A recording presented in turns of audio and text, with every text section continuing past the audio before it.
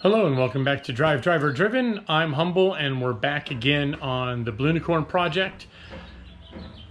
Today's going to be a bit of a special day because I realized up until now you guys actually haven't heard the car run really. So I'm going through kind of the tail end of the burping process to get all the air out of the lines. And I figured now's a good time to share a cold start with you. So let's get the car wheeled out of the garage and get her fired up.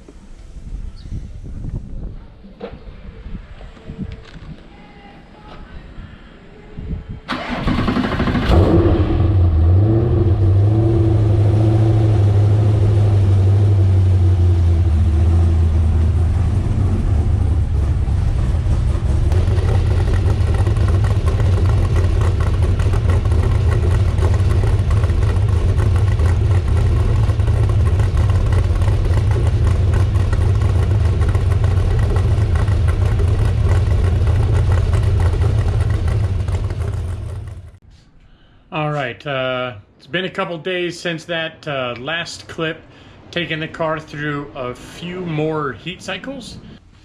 In addition to running through a few more heat cycles, I've kind of properly run our overflow hose down out through the pan and out through to the ground.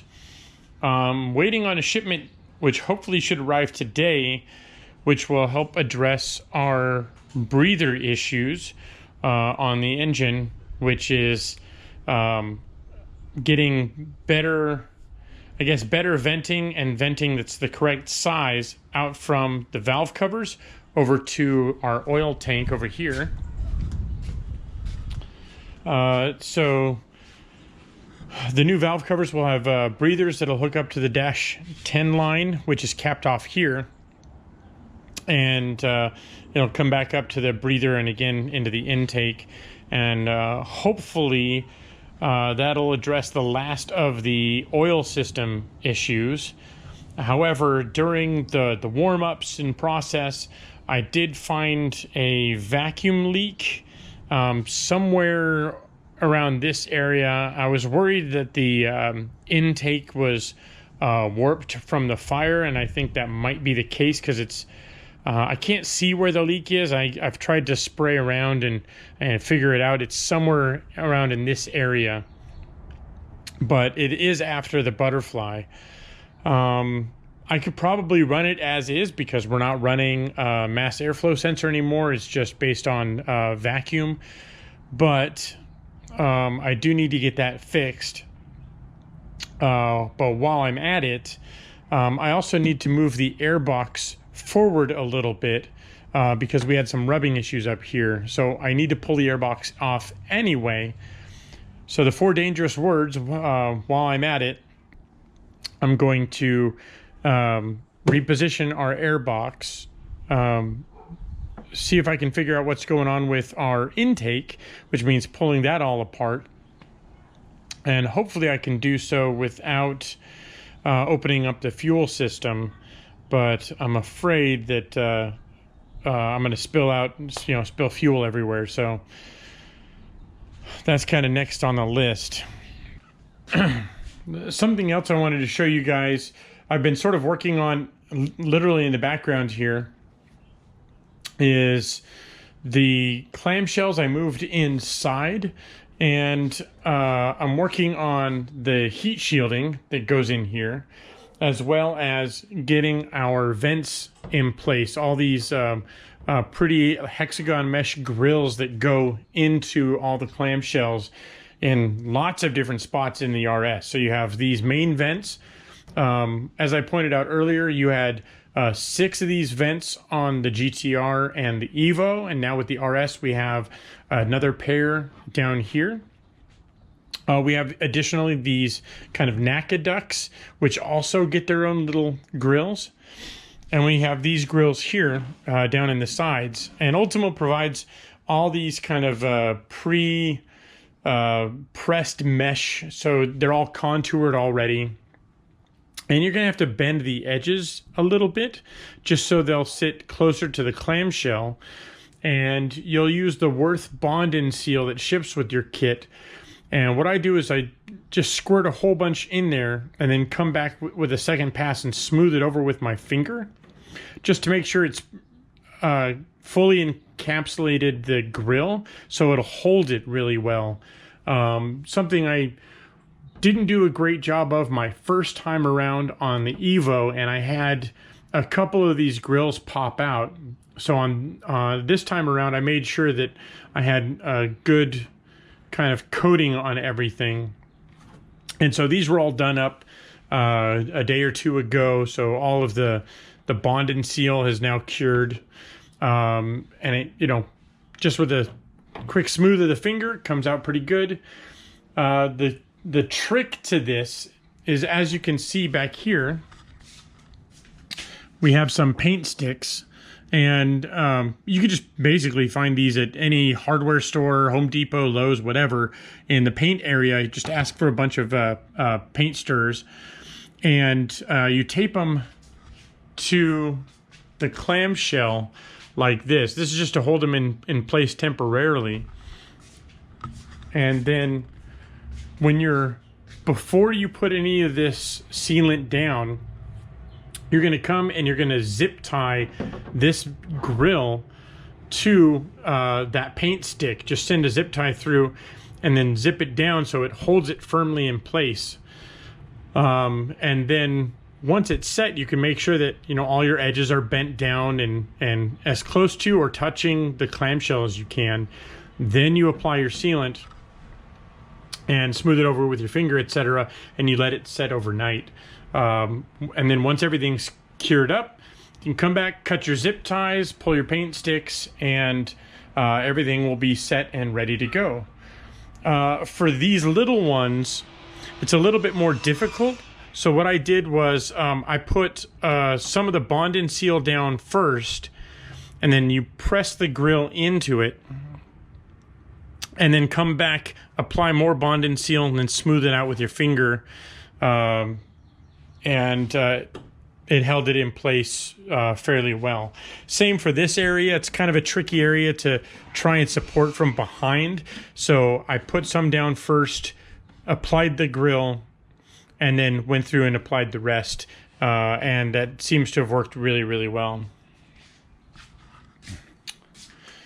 On the subject of doing the grills, I also did our carbon fiber vents, if I hold this the right direction.